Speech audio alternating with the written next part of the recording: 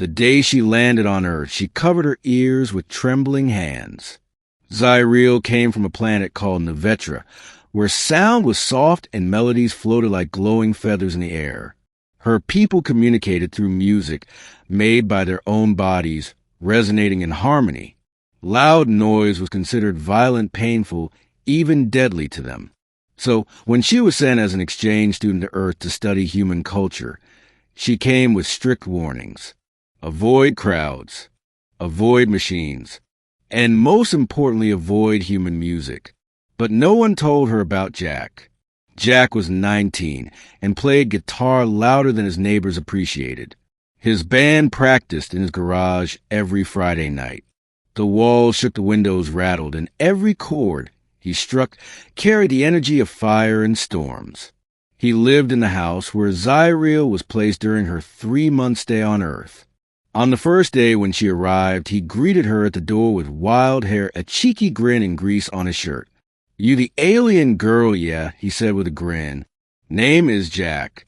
Try not to explode when you hear my solos." Zyril tilted her head, unsure whether he was serious. Her translator buzzed, faintly trying to process the slang. "I shall not explode," she said slowly. "But if your sounds are hostile, I may faint." He laughed, thinking she was joking. She was not. That night she heard it for the first time. She had just settled into her room, placing her crystalline scrolls and floating memory orbs on the shelves.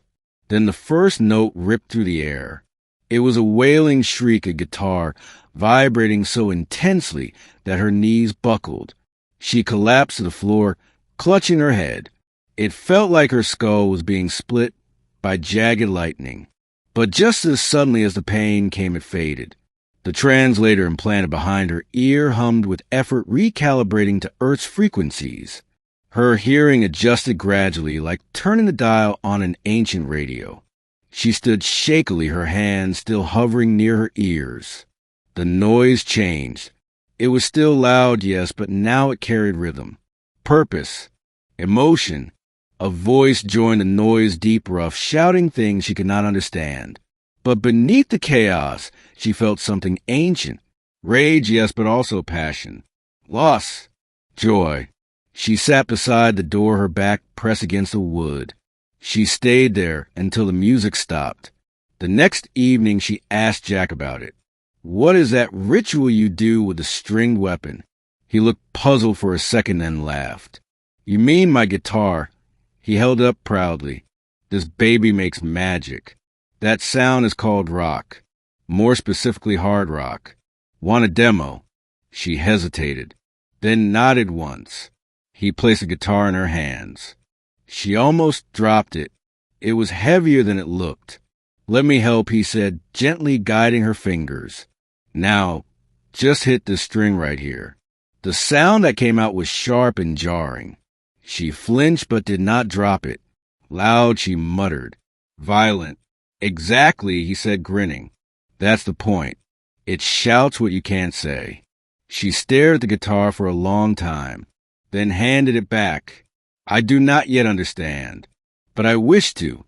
So each night she returned to sit outside the garage door. Each night the sound became less terrifying and more intriguing. By the end of the first week, she asked to join the band. The boys laughed. A glowing alien girl with shimmering skin and eyes like stars playing rock. Jack, though, was serious. "Why not?" he said. "Music's for everyone." He gave her a keyboard, small and portable. She had never touched such a thing, but the keys responded to her gentle touch. She began slowly, unsure, her long fingers finding patterns. Her natural sense of tone and timing surprised even Jack. She practiced every evening after school. She still flinched at the louder riffs, but she no longer feared them. One night, she asked Jack what the lyrics meant. He handed her a sheet with scribbled words. She read them, eyes wide. "This is about pain," she said. "Loss." He nodded. "Yeah, stuff we all go through. But music helps. Lets it out." She understood then. Nevitrian music was about balance, about unity. Earth music, especially rock, was about struggle, about breaking free, about screaming into a world that sometimes does not listen. She started writing her own music. It was strange at first, blending alien harmonies with Earth's fierce rhythms. But Jack encouraged her.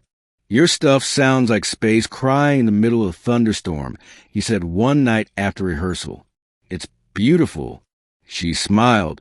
"That is the nicest thing anyone has said to me." Their first live performance came at a local pub. Jack warned her. "Crowds. Noise. Humans. You sure about this?" She nodded. "I am not afraid now. I want them to hear me." She wore a simple black hoodie to blend in, but her skin still shimmered under the lights. As the band started, the crowd quieted, curious. Then came the first note. Jack led with a powerful riff. The drums crashed in, and then Zyriel's fingers danced over the keyboard, weaving a melody that turned heads. Her voice rose neck soft at first, then stronger, glowing with power. They sang about distance, about stars, about not belonging and wanting to. The pub exploded in cheers when they finished. Zyriel stood still, eyes wide, heart pounding. "They like us," she whispered. "They love you," Jack corrected. The next day, a clip of the performance went viral. "Alien Girl rocks the stage," the headline said. Offers came in. Interviews.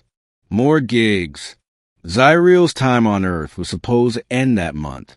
She asked for an extension. Her planet objected at first. She wrote a song for them sent across the stars. When they heard it, they changed their mind. "You found a new way to speak," one elder said. "A new harmony. Stay. Learn more. Then return." She stayed. Weeks turned to months. Her band became known as Starfire Howl. Jack still played wild guitar, but now it danced with Zyriel's keys. Their fans called their sound cosmic rock. Zyriel stood on stage one night, looking out at a sea of cheering humans. Once she feared the sound. Now she could not live without it. Music did not destroy her ears. It opened her soul, and the universe would never sound the same again.